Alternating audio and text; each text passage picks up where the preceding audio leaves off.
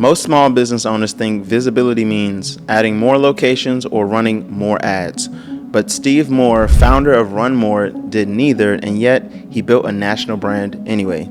From a single shop in Maryland, he used YouTube, grassroots events, and a deep love for running to turn his local store into a national voice in the running world. We try to give people a reason to want to come in and be social. And like over the years, we've had couples that have met and gotten married at our group runs. Like we've had really cool experiences. Truly, yes. Like it's so cool. And you know, it is it's fun running with people. There is a fun social side to it.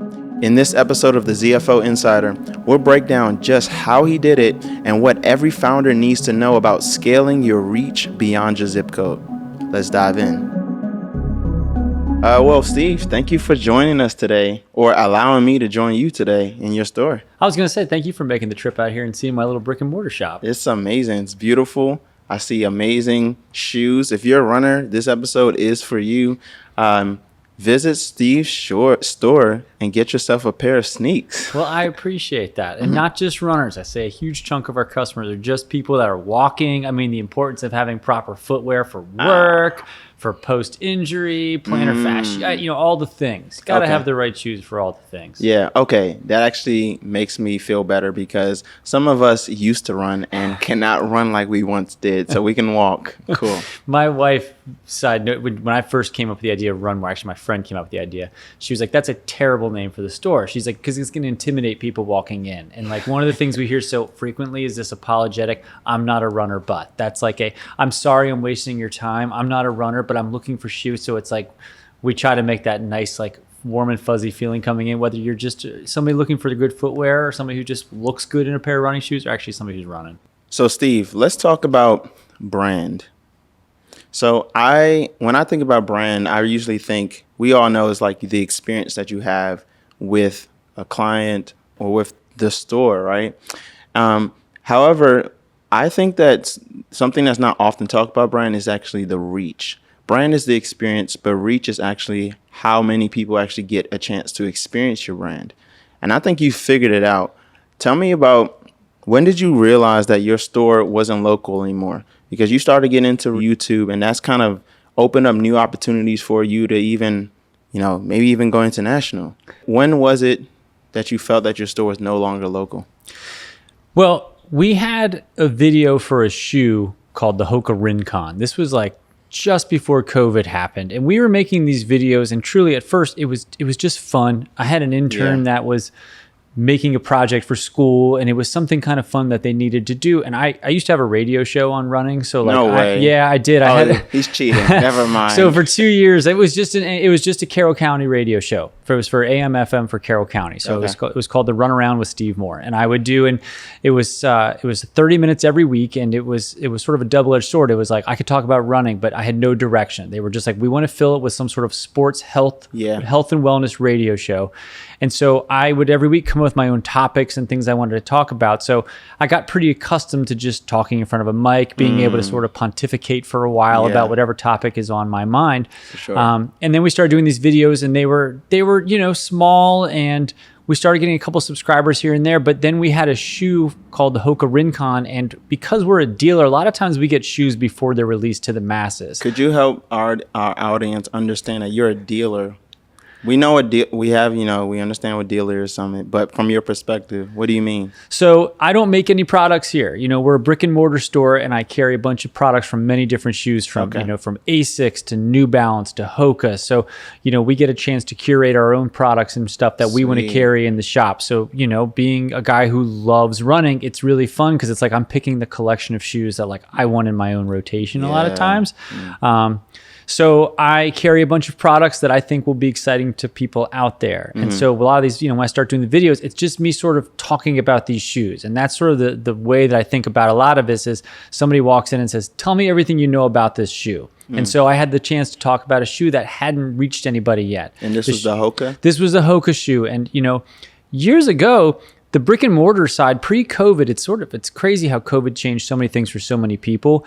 But it used to be that the brick and mortar stores got products before the brands listed it online, right? So like the new Hoka comes out on January 1, we might get it December 1. So we would have this opportunity to show it to our customer base before it hit e-com, before it was on hokarunning.com. And, at the time, nobody was really doing anything with that information, and the brands truly, I feel like Hoka made them think about their message more. And like, I hate, it's hard for me to say, but like a lot of times now I feel like they think like they don't need us as much as they think they do. Like they have such a huge distribution list that they now want to control the message. Okay. But back in the day, it was just sort of, here's some shoes and you guys have an opportunity to get on people's feet. Well, we started doing these videos and I said, here's the shoe and it's coming out. I'm going to tell everybody all about it. And we said, if you want to pre-order it, you can pre-order it from us now. Ironically, I had broke my hand. I fell running. Oh, wow. And so I went in for surgery. And we put the video up and I'm in the hospital waiting room. And all of a sudden I'm getting these emails of like, order. And truly, we hadn't really sold much of anything online and we didn't have a whole lot of infrastructure in place for it. And then I went under and I came back and our video had a ton of views and we had sold, we'd sold a bunch of these shoes. And at the time we were only able to list the products that we had. So if I sold a size 10, that was it. Well, we sold through every shoe that we had of that initial run of the Hoka Rincon, which was really cool. So I come out, then it's like, we really need to think about all of this. We need to think about making sure we have the right boxes and such because it's not as easy as it sounds to just sell a pair of shoes online. There's actually a bunch of different ways you can lose money along the way. If you don't have the right shipping, if you don't have the right package size, like there's a bunch of little things that we do. And through trial and error, we got better and better at it to make it more efficient because there is, when you do a free shipping, it's not free shipping for us. And people are accustomed to free shipping, but there's cost behind it. And if you aren't smart in the way that you're using your packaging and such, you can make that a much more costly endeavor. For sure. Now, I remember those days back in the day when the lines will be out the door waiting for the release of that coveted shoe. Every brand kind of had that story of everyone really, what's the word? Clamoring. Like clamoring for that new release. And all of them release on an annual basis.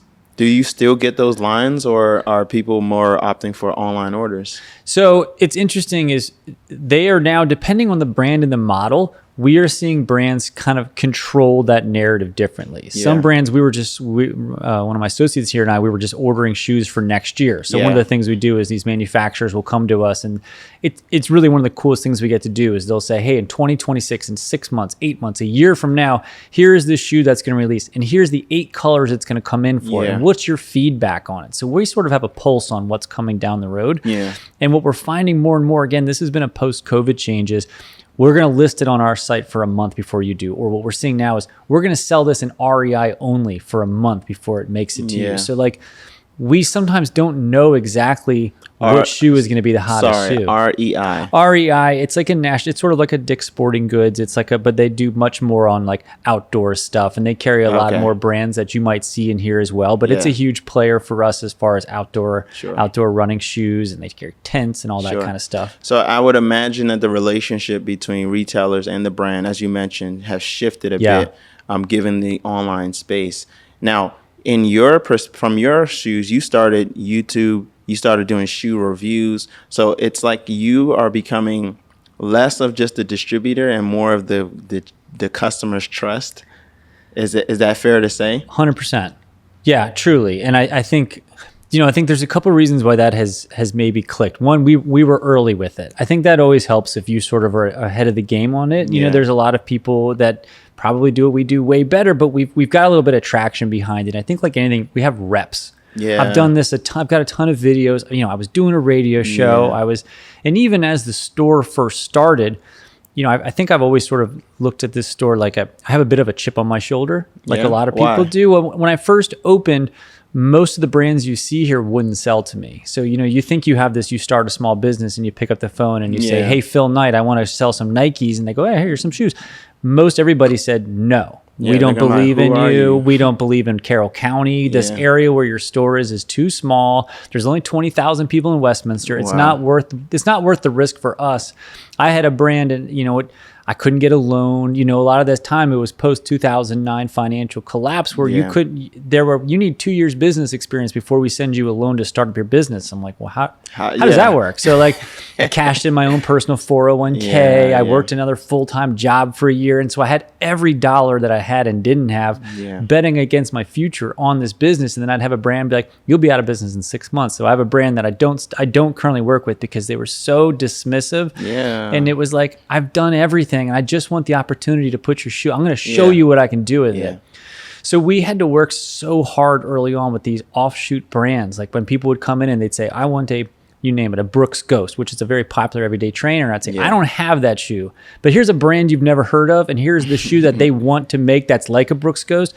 So I have to talk to you about it. That's I have to get sale. It is a tough sale, but like, here's why this shoe is different. Here's the differentiation between it. And here's why you'd want to support that brand. Here's what they're standing for. And so like, I got really comfortable with talking about the differences between shoes and just being able to like identify with a customer what their needs are and what they might like out of it. And so that's the direction with my videos is much more of, I'm going to educate you on it. I think so much stuff in our space too is why I think there's somewhat of a trust on our side. It's not necessarily of like, I like this shoe, I hate this shoe. It's more, this is what this shoe is. And depending on what you're looking, maybe that's not what you're looking for, maybe it is, but if it is or isn't, I'm going to give you every little bit of information about that shoe so you can make the right decision for you. Yeah, and that's actually very cool because everyone really wants to be educated, and that's how you actually build trust.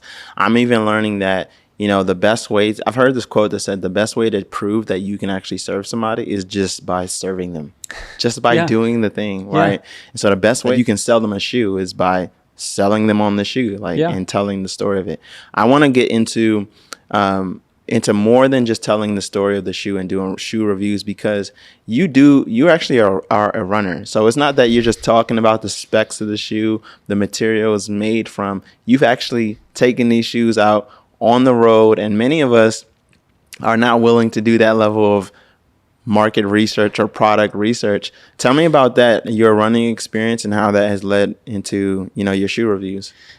I would say I'm blessed. Blessed is the word that I found running when I was very young. Like it's one of those things, like I did it when I was a little kid, and I literally remember being like, I will do this until I can't anymore. And I knew like I got to run collegiately, I've coached, I've done all of the things.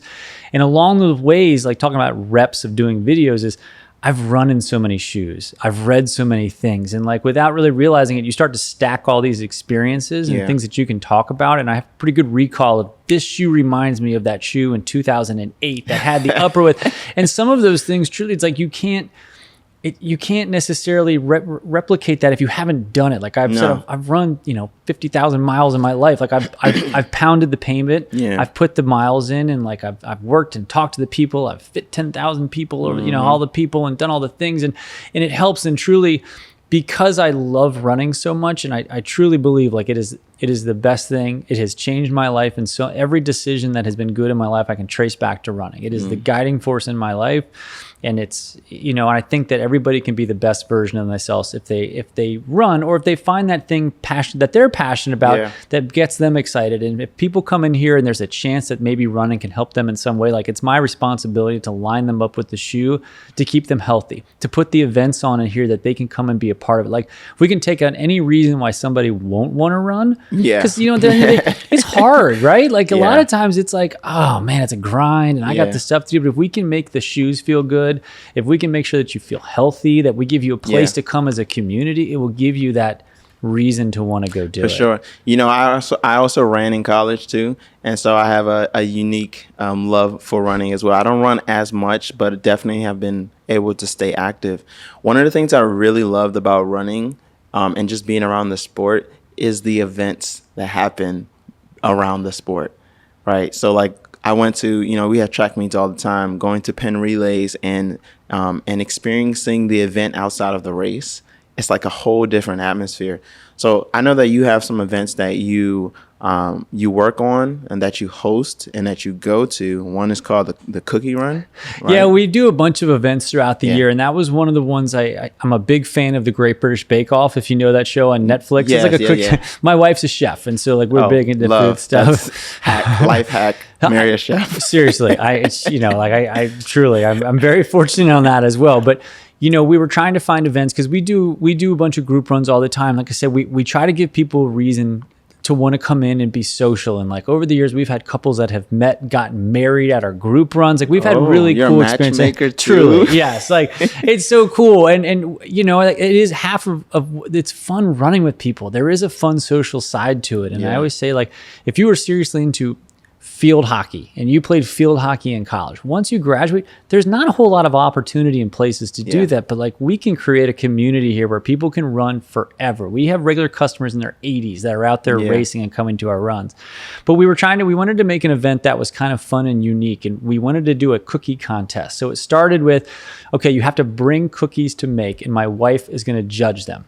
And then we're going to give out some awards, and if you don't want to make cookies, you have to bring either some canned goods to look for the local food bank or unwrapped toys to bring to donate to charity. Okay. And so it's gotten bigger and bigger. We've had some Ravens players come and do guest judging for us. Cool. You know, we've just tried to make it as a fun and unique thing that we can do. And it's my favorite time because we get to give back to the charities.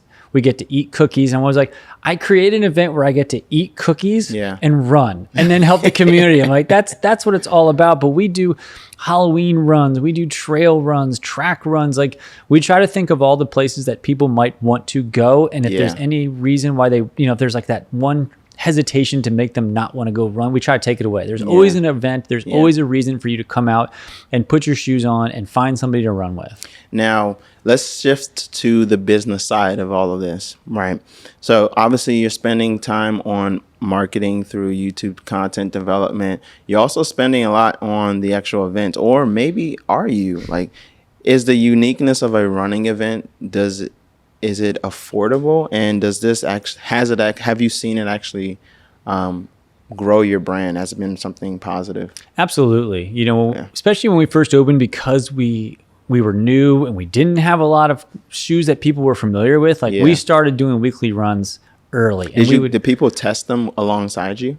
Sometimes, yeah. That's what's really fun is some of the brands doesn't happen. I would say maybe 6 to 8 times a year, a manufacturer will come out with demos of these shoes, and they'll say, "Hey, here, try a pair of this shoe on, and you can go run in it." And so, like, that's a lot of time too. Is when I'm talking to people, you should come and try it. Maybe if you're not in the market for it now, you can put that information in your back pocket for when you do want to spend money on a pair of shoes. But here's a good excuse for you to come, go to the trail, put on a real pair of trail shoes, and see the difference of what the traction feels like running through mud in somebody else's shoes, where you can take them off, hand them back to the rep, and feel like I've just muddied those shoes up. They're not mine, but now I know if I like or dislike those shoes down the road. Yeah. You know, our runs are all free for the consumer, and it doesn't really cost us anything either. I mean, the manufacturers, if we do a group run, sometimes they'll bring some t-shirts to give out and such, but otherwise, like, it is just come as you are. We have walkers, we have runners. We do a beer run once a month. And sometimes we'll pick up a round of beers for $100, and sometimes the manufacturer does, and sometimes we don't. It's just more about the community. But if we give people that welcome space, and the more that we do those, sometimes we've had runs where only a few people show up. We've had runs with over 100 people show up. I would say our average is about 50 people. Wow. So they come from all over. They come from the just local community, but it's like, that's our grassroots. Those are the people that like live in our zip code. They come in, they're wearing the Run More shirt. We see them a couple times a month at these events. And when they're in here, hey, we're here 15 minutes early. Oh, you have a new shirt. I'm going to pick that up. I'm going to try those shoes on for next time. It gives us a better chance to like see what they need and hear what they need as well. When you start seeing people wearing maybe a shoe you don't have, you start right. It's our own market research. The average person comes into a shop like mine once every 214 days. That's the average. So like you have like so you only get that really one chance a year, you know, like so you have to make sure you have the right product mix for them and such. So these people that are our repeats, that's like we have to make sure that we're fingers on the pulse of what they need. Talk to me about how you maintain your inventory in such a long buying cycle. That's a challenge. It's really hard, especially as the times have changed where brands now make so many different colors of shoes. When we first opened, it would be 3 or 4 colors of shoes. But now it's truly, you know, a Brooks Ghost, for example, again, has 20 different colors, not to mention 3 or 4 different widths of each one. And there's like I feel like Amazon has sort of done us wrong because people are just assume they'll look at our shop and like, you have every color and width in the back. And it's like, we have 70 styles of shoes. Like I can only have so much room in here. So we try to pick out the right colors, but we have the ability to ship colors a lot of times. So we might pick 2 or 3 of the best colors. And if someone comes in and is like, I need a blue shoe. It has to be blue. We might ship directly from our manufacturer and say, we'll get it to your house. We'll do free shipping. You'll have it in 3 or 4 days. And that way we can kind of hold on to that sale without having to stick so much inventory back there. But within 60 days of a new release, as you said before, pretty much annually a new shoe comes out. You almost have to start letting those shoes bleed out, because once the new shoe comes out, those shoes become dinosaurs. And we have no control over our price. Whether you shop here or Dick's Sporting Goods or from the manufacturer, all those shoes are priced exactly the same. Interesting. So like, to me, it's a good and bad thing. Like, it's great because I don't have to compete with Dick's, because they're always going to buy cheaper than me. They're always going to have a better buying strategy than me, so that they can't list it less than me. So to me, then are we giving to the community? Do you see us sponsoring your kids' basket bingo? Are we in your podiatrist office? Are we hosting the group run? There's that trust and value from shopping with us. Yeah. So at the end of the day, because there's no real, prices are pretty stable. You're not really competing on the price. Like, you're competing on the trust that you have with people, because they'll see Steve and say, hey, Steve's my guy. I want to buy from him. I could go buy it elsewhere, but I'm going to buy it here. I think that is a huge part of it, is that there is like we try to hit the shop local, even though like we might not be your local store. Like, if you're watching us, we're sort of your local expert voice in that. And so like we lead off all of ours with, hey, it's your old pal Steve from Runmore here, owner of Runmore, this fabulous brick and mortar running shop located in Westminster, Maryland. So you got that down pat. I do. I said it a billion times, but like it does a couple things. It's like, this is a true, like it is, we are literally on Main Street. We literally are a brick and mortar running shop. Like, everything. That is not a fake background. That is not a fake background, and we get people all the time that walk in the door and say, you say in the beginning of your videos, I'm from Westminster, Maryland. I live in Salisbury. I live in this part. It's like, I realize you're not that far away. So it does bring people locally who watch our videos that outside of this marketplace. But it makes people feel a little like, I know this guy. It's your old pal. It's your pal Steve. Like, there is a little bit of that casualness.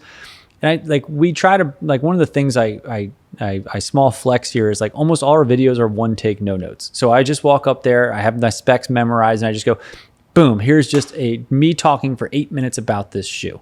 And it feels very casual that way. It doesn't feel selly. It just like, you just walked in and said, tell me all about this shoe. And it's just, here's me, and it reminds me of this. It fits a little long, so size back a half. If you have a fat foot, make sure you go, like, I just give some of that information, and assuming that 99% of people aren't going to buy it from me, but I'm giving them the information so that they can then go take it elsewhere if and they need to. And at the end, hey, if you want to buy it from me, I got a link down below. We'd love for you to support our little small business here. And so like, we give them some information. We hopefully build a connection. We tell them to give us a follow, and it's like a nice little conversation we have with them. We encourage them to leave comments and questions down below. Like, myself and Ryan, my associate over here, we'll go through and answer YouTube questions. We encourage you to leave a question. How does this shoe compare to that shoe? Like, as if you walked in the store and asked me that thing. Yeah, that's very cool, because we really are just trying to be educated, like we said.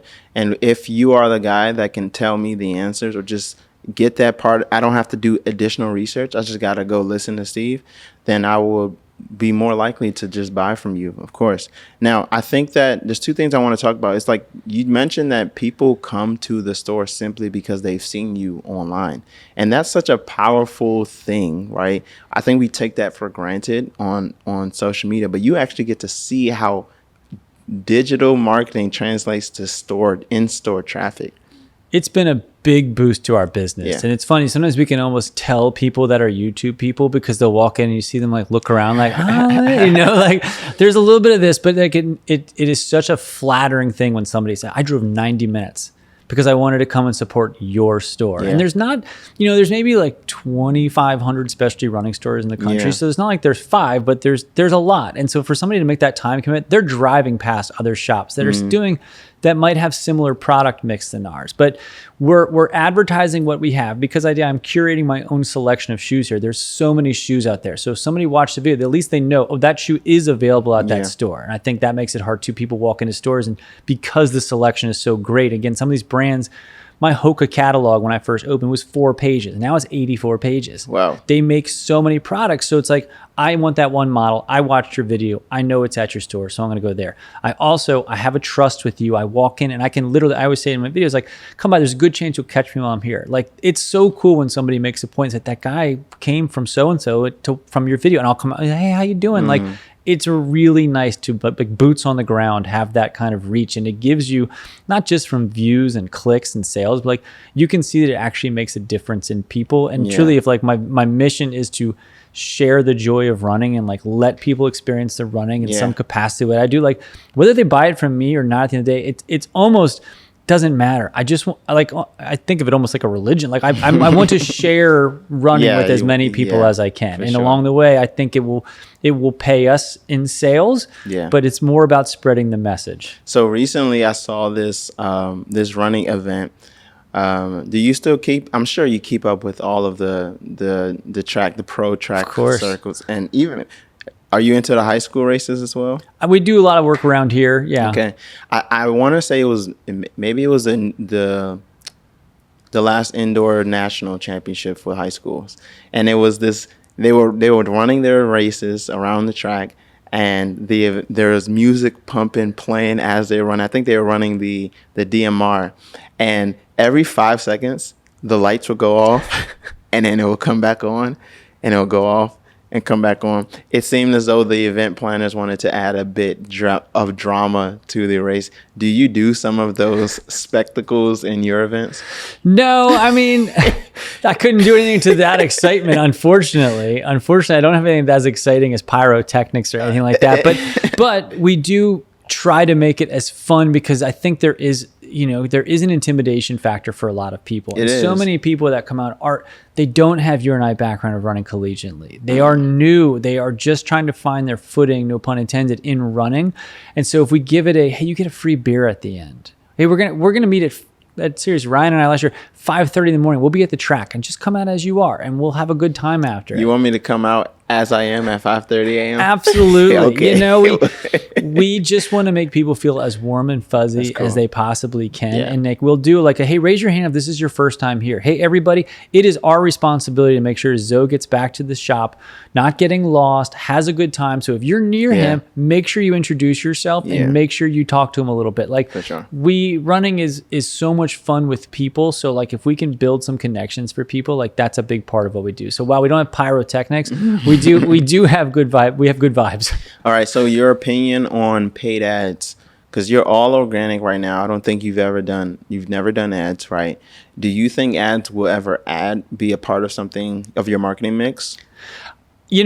We have just in the last probably 6 weeks had some vendors that have committed financially to some of our marketing stuff. Like we're actually getting some money to help produce our videos a little bit more for YouTube, which is really cool.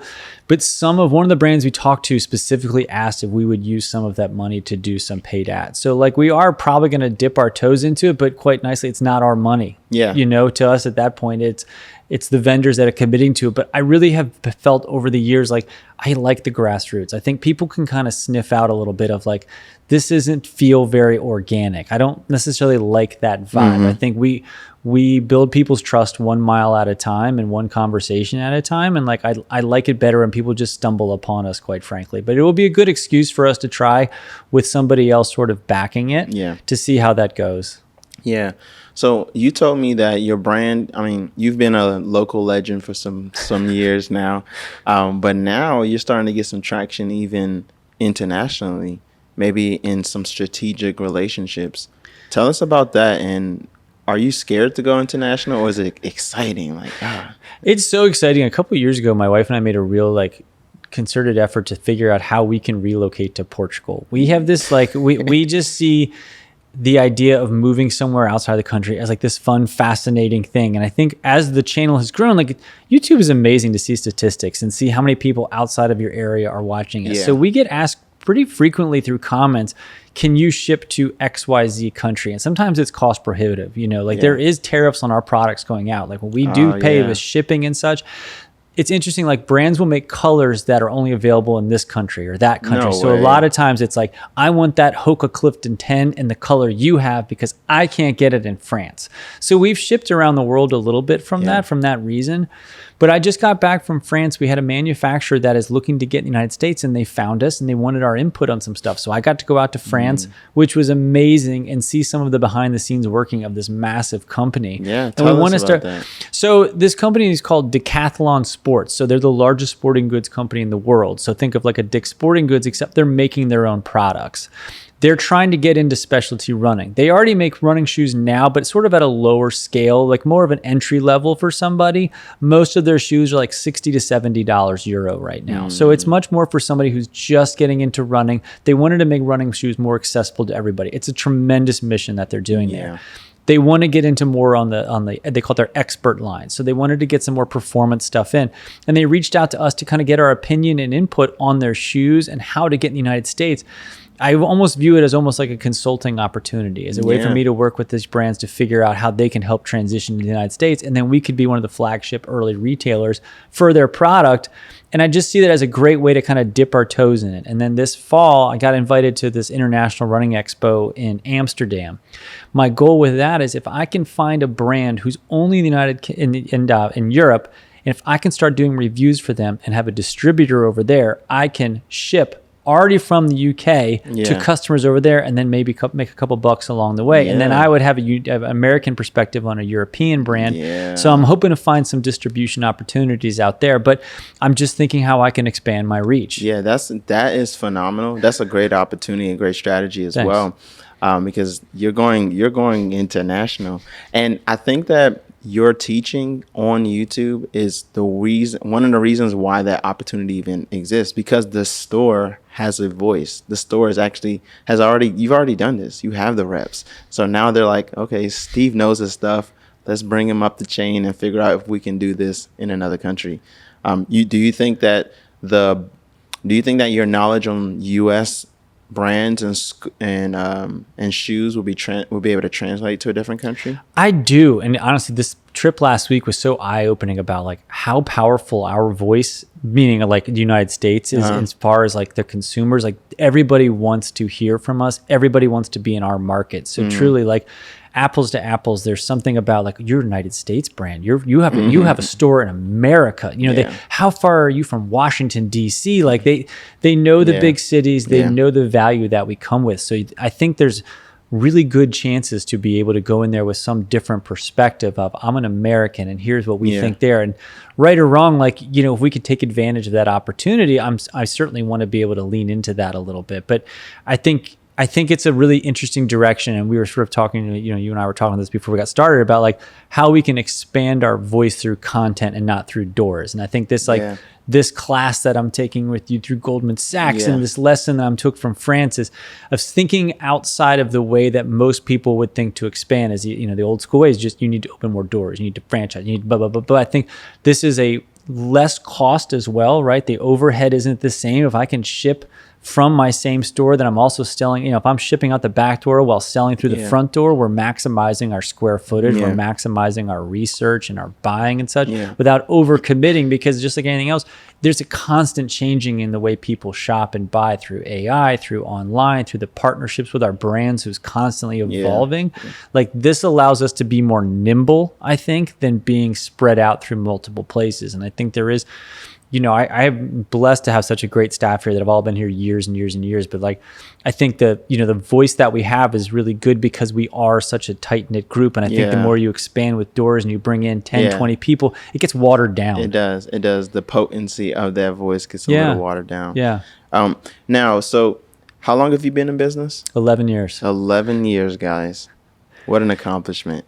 Are there things that some of us think of our past and where we've grown from in different perspectives. Some may look and say, man, look at it with regret. Like, man, I wish I knew some things. Or others might look at it like, no, I needed to go through that in order to become who I am. Where do you fall along those lines?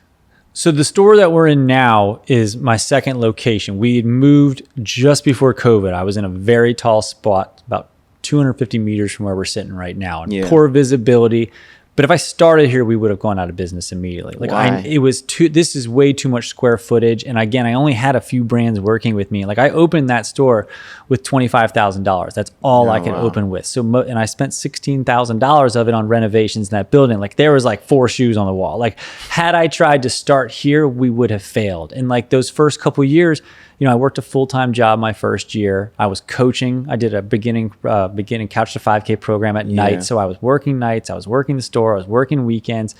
And then I started timing races. And then at one point I had 42 races a year that I was timing. I was overseeing, I was chip timing, I was race director. And all of those little pieces have got me to where, just no different from all the miles that I've run, have given me like insight on shoes. I think all of those life lessons and so many failures along the way and so many, I can't believe what I'm doing. I think that has made me stronger and a little more resilient. That I think if we'd walked in now and all the brands said, here, we'll sell to you today and anything you want, what's your credit limit? Like, I think the amount of times that we sort of been kicked in the teeth along the way or the tough lessons have made us so much better and got us more hungry, I think, as well. Yeah, I mean, if you get hit in the jaw a few times, your jaw gets tougher, right? And I like to tell people that business is really a journey about yourself, like your personal growth. And there's growth that you cannot skip. Just like if you said you ran 50, how many miles in your lifetime? Probably like 50,000. Like 50,000. Like you can't skip that 50,000 miles. You actually have to run it 1 mile at a time. And it's the same with our life, the same with our business. You have to go through year 1, year 2, and go through those iterations, which is why I said 10 years, 11 years is a great accomplishment. So congratulations to you. I appreciate it. Yeah. I want you to speak to, let's say a smaller version of yourself or someone who's in your shoes, let's say 8 years ago, right? What were some things that you wish that you knew then that you know now that would probably speed up your progress then? I think if I would have slowed down, and it's something that I'm still trying to work with, and think more about how the store can operate without my fingerprint on everything. It's one of the things I'm working on now is getting better systems in place. And I think one of the things is if your foundation is a little bit rocky, things continue to get rocky. And like, I feel like some of the things I was doing then, I was spinning so many plates because quite frankly, I had to find different ways to bring revenue in and find new people. Is like, I was stacking on top of like a poor foundation. And it's like only till like the past year or so where like, I've been able to really have some staff that have been with me for 3, 4, 5 years that were able to sort of go back and try to fix our base. Yeah. I think if I would have just been like, maybe say no to a few opportunities then that seemed really great and say, I need more time instead of just work smarter, not harder. I think when I was there, I just felt like if I could fill up my day 24/7 with stuff, good things will come, but maybe to just stop and slow down and like, let's build a really strong foundation of a workbook, of a hand, of all those little things. Yeah. We still find ourselves now with like Steve's the only one who can do that, or that customer only works with Steve, and it's great, but it's not to the point of scalable at times. And so we're trying to figure out ways that the store can, like I said, my fingerprint's always going to be in here. My name is on the door, but like how we can operate the store at a higher level without so much of my daily involvement. Yeah, and isn't that what we're all trying to accomplish as business owners? And I think that actually goes against the runner's mentality because you're like, I gotta go. What does it mean for a runner to run slow? We don't do that. No. You gotta run fast. No. So you definitely you're going to learn it one way or another, and the experience of actually running the business is going to humble you to slow down. Absolutely. Right. Absolutely. And it's hard too, especially like, because for years I was like kind of working alone, or I had like one part-time person those first years. Like I fit like everybody who came through the door. So there is a level of like, oh, I always work with Steve. And if you work with one, like if I'm fitting somebody, it might be a 45-minute one-on-one connection with me, but that loses my opportunity to talk to 400 people. So like trying to figure out a way to make sure that everybody understands and does the exact same way that I would, so that the customer's experience, whether it's me or one of my other staff, like it's exactly the same. And that will allow me to step back and think about sort of the next step of the business. Yeah. I got 2 more questions for you. This one is, given the consulting opportunity, is that something that you would do more of, or will we run more in going to other events like panel discussion? I mean, you're on a podcast right now, but like, will you find yourself at other track meets, other things, just doing general consulting around running? I would love that. Truly, like one of those things when I like think about where I want to be in 5 or 10 years. Yeah. Like I'm going to a running event later this year. It's called the running event, and like I've had this goal for a while of like I want to be one of the lead speakers here at some point. I want to start doing more. You know, I feel like I have a voice and I have a history, and like everybody else, I've had things that running has helped me with. I think there's like some knowledge that I can share with that, and not just on a personal connection of what running means to me, but running a small business from truly like from the ground up with no money, no shoes, nothing of like. I think there's some value to that, and I think there's an experience there that I think I would love to share, and so I'm hoping at some point to start doing a little bit more of that, and I'm kind of also hoping. I've always kind of secretly hoped that the YouTube will allow me an opportunity, and it seems like it is to be able to share my voice more. For sure. Now, this last question is going to hit the heart, but not in the way that you think. Is there any amount of money that you can receive to stop what you're doing and stop running the store? I don't think so. And get out of running? I don't think so. Like especially out of running. No, it's I've given up so many things along the way because of running. And I don't mean that in a bad way. Of just like I've made personal sacrifices, and I've done things for the sport and for my own sanity through running. I couldn't walk away with it. Like if somebody came in here with like here's a check for this amount, like I don't know what that number would have to be to do that. I've always thought like what would another job be? I couldn't. I was once a runner. I will die a runner. I love it. Okay. All right, you want to go run? Yeah, I'm always down. So, Steve, where can people get in contact with you? Maybe plug into the store and some of the events that you're doing. Absolutely. So our website is letsrunmore.com. Letsrunmore. Letsrunmore.com. And there's 2 O's in more like my last name. And we use that handle for Instagram, for Twitter. So that's usually a good way to find us. Yeah. Our YouTube page is just Run More. So if you just search up at Run More, you'll find us on YouTube. And if you have to find yourself in the greater Westminster, Maryland area, as I say on my stupid YouTube videos, stop by and say hi. We're right here on Main Street in downtown, beautiful Westminster. Yeah. Did I hear something about a book? Oh, no, that's just one of my friends over here mocking me. No, my favorite all-time book is called Once a Runner, and I've been talking about getting a tattoo from that book at some point in my life. Yeah, and the amount of information that you know about running, I'm sure the audience will love a book that comes from you. Maybe one day. No pressure. Thank you so much, Steve. I appreciate you coming to see my shop. This conversation was amazing. And yeah, maybe we'll shop around, see some good sneaks. Thank you so much. I appreciate the time.